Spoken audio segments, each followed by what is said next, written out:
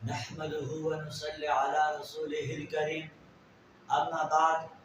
امید کرتا ہوں سب دوست خیر خیریت سے ہوں گے۔ تو آج کی اس ویڈیو میں ہم توبے کی اہمیت کے بارے میں جانیں گے۔ میرے بھائیوں، توبہ کرنا ہر مسلمان پر چاہے مرد ہو یا عورت واجب ہے۔ قرآن مجید میں اللہ رب العزت ارشاد فرماتے ہیں، یا ایہا الذین آمنوا توبوا الی اللہ توبۃ نصوحا، اے ایمان والو اللہ کی طرف کامل توبہ کرو۔ حجت الاسلام امام غزالی رحمہ اللہ تعالی فرماتے ہیں کہ توبو امر کا صیغہ ہے اور یہاں پر وجوب کے لیے استعمال ہوا ہے۔ میرے بھائیوں، جب انسان گناہ کر لیتا ہے تو انسان کے خلاف 4 گواہ تیار ہو جاتے ہیں اور ان چاروں کا ذکر قرآن مجید میں موجود ہے۔ پہلا گواہ زمین، یعنی جس زمین پر انسان گناہ کر لیتا ہے تو وہی زمین انسان کے خلاف گواہ بن جاتی ہے۔ قرآن مجید میں اللہ رب العزت ارشاد فرماتے ہیں، یومئذ تحدث اخبارها، یعنی جس دن زمین اپنی خبریں بیان کرے گی۔ اور دوسرا گواہ انسان کے اپنے اعضاء ہوں گے۔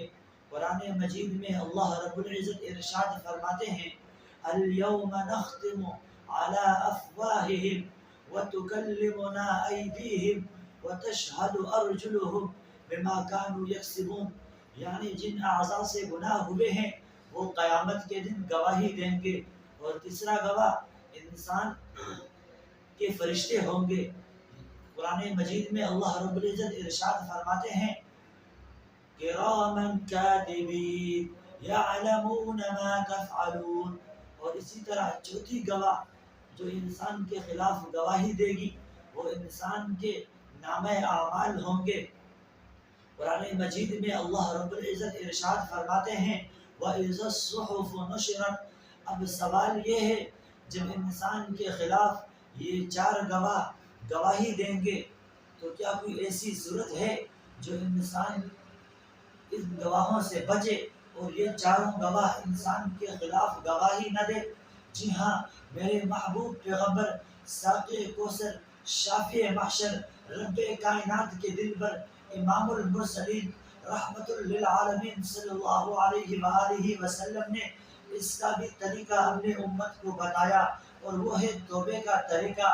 فرمایا، التائب من الذنب کمن لا ذنب لہ، یعنی گناہوں سے توبہ کرنے والا ایسا ہو جاتا ہے گویا کہ اس نے گناہ کیا ہی نہیں ہے۔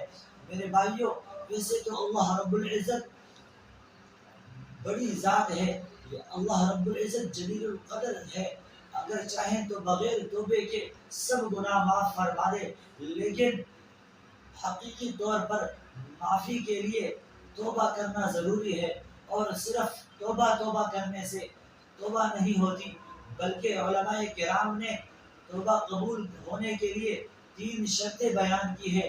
پہلا شرط یہ ہے کہ ان یقلع عن المعصیہ، یعنی اس گناہ کو چھوڑ دیا جائے، اور دوسری شرط یہ ہے کہ ان یندم علیہا، یعنی اس گناہ پر دل میں ندامت پیدا ہو، اور تیسری شرط یہ ہے ان یعزم عزما جازما اللہ یعود الیہا ابدا، یعنی پکا عزم ہو کہ یا اللہ اب یہ گناہ نہیں کروں گا، اور دل میں ٹان لے کہ چاہے جان بھی جائے تو چلی جائے لیکن اس گناہ کے قریب نہیں بھٹکوں گا۔